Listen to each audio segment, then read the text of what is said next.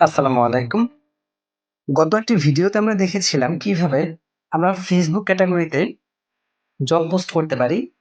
এবারে আমরা দেখব কিভাবে আমরা YouTube ক্যাটেগরিতে জব পোস্ট করতে পারি। খুবই সিম্পল। আগে যেভাবে আমরা কাজ করেছি ঠিক সেভাবেই। আমরা এখানে ১ম এ আমাদের জবের শিরোনামটি দিয়ে দিব এবং এখান থেকে আমরা মিনি জবটা সিলেক্ট করে এখান থেকে আমরা ক্যাটেগরি হিসেবে YouTube সিলেক্ট করব।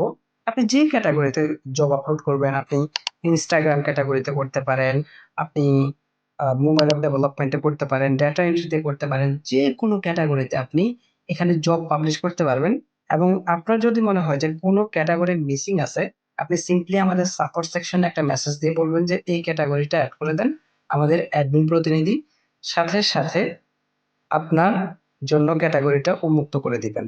তো আমরা চলে যাই। আমরা যেহেতু YouTube ক্যাটেগরিতে কাজটা পাবলিশ করব, আমরা এখান থেকে YouTubeটা সিলেক্ট করলাম।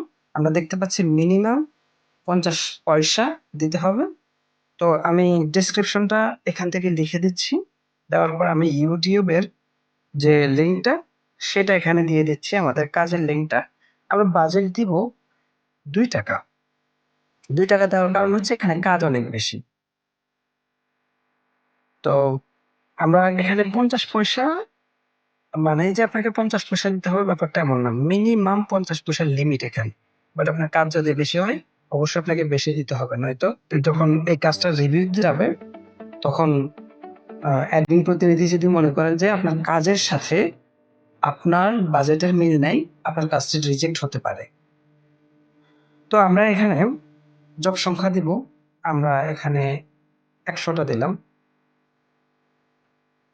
কোম্পানিকে 10% দিব এবং আমরা এই কাজটিও ৩১ তারিখ পর্যন্ত করতেছি এবং মোস্ট ইম্পোর্টেন্ট আমরা যখন জবটা আপলোড করব, জবটা আপলোড করার সময় অবশ্যই আমাদের অ্যাডভান্স পয়েন্টের মধ্যে সমপরিমাণ ব্যালেন্স থাকতে হবে। আমরা যদি একটু অ্যাডভান্স পয়েন্টের মধ্যে আসি, আমরা দেখতে পাচ্ছি আমাদের ৳৫৬১ আছে।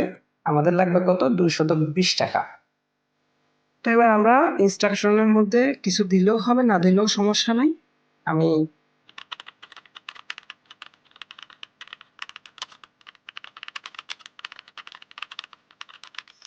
ওকে।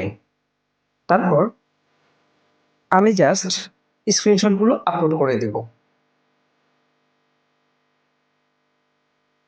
ওকে, আমি এখানে বেশি স্ক্রিনশট দিব না। আমি জাস্ট একটা দিব। আমি আবার ডাবল চেক দিব যে সবকিছু ঠিকঠাক আছে কিনা। যদি সবকিছু ঠিকঠাক থাকে তখন আমি জবটি সাবমিট করে দিব। আমি ম্যানেজ জব সেকশনের মধ্যে আসি। আসলে দেখতে পাচ্ছি জবটি ইনঅ্যাক্টিভ অবস্থায় রয়েছে। আমরা একটু অপেক্ষা করব। আমাদের একজন অ্যাডমিন প্রতিনিধি আমাদের জবটি রিভিউ করে এটাকে যতক্ষণ পর্যন্ত না অ্যাক্টিভ করে ততক্ষণ পর্যন্ত আমরা অপেক্ষা করব। ওকে, আমরা একটু রিফ্রেশ করে দেখি আমাদের জবটা অ্যাক্টিভ হয়েছে কিনা। হ্যাঁ, আমাদের জবটা অ্যাক্টিভ হয়ে গিয়েছে। আমরা দেখতে পাচ্ছি আমাদের এখানে ২ টা অ্যাক্টিভ জব রয়েছে।